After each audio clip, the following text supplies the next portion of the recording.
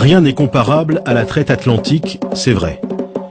Est-ce une raison pour passer sous silence une autre traite, non moins terrible? Depuis le Sénégal et depuis toute l'Afrique, des millions de personnes ont été déportées, non pas vers les Amériques, mais vers le monde arabo-musulman. Selon les dernières études, ils furent entre 15 et 17 millions. Cette traite a duré pas moins de 1400 ans, du 7e au 20e siècle. Une traite pourtant réduite à quelques légers pointillés sur la carte de l'UNESCO, alors même que d'éminents historiens travaillent sur cette question.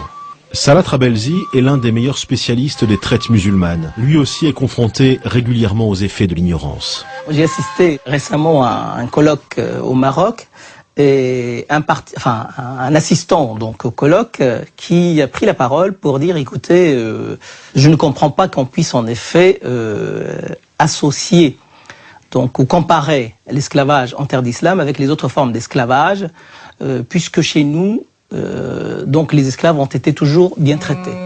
L'esclavage fut pratiqué depuis la nuit des temps par tous les peuples, égyptiens, romains ou grecs. Mais alors qu'en Occident, le christianisme y met fin, le monde arabe, lui, perpétue cette tradition.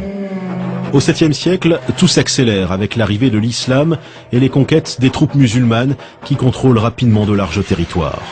On sait que justement, dès le début de l'islam, la crise ou la pénurie de main-d'œuvre était criante et que là aussi, la conquête donc avait aussi comme motif, parmi les motifs de la conquête, il y avait aussi ce besoin de capturer des hommes et d'en faire des esclaves, d'en faire justement une main-d'œuvre donc susceptible d'être engagée dans les différents chantiers donc qui allaient être mis en place. À partir du 7e siècle, dans l'ensemble du monde musulman, les esclaves sont très vite omniprésents. Leur place est même plus importante qu'on ne l'a longtemps pensé, loin des clichés sur les courtisanes ou les serviteurs des sultans.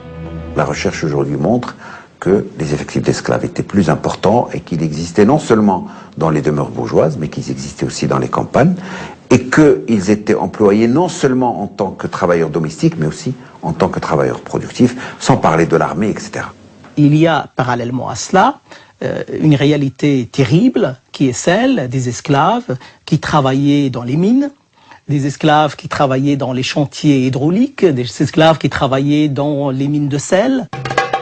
Avec le développement de l'empire arabo-musulman, la traite s'organise. Comme la traite atlantique, elle est affaire de professionnels. De puissants trusts régissent ce commerce, comme ceux du Caire.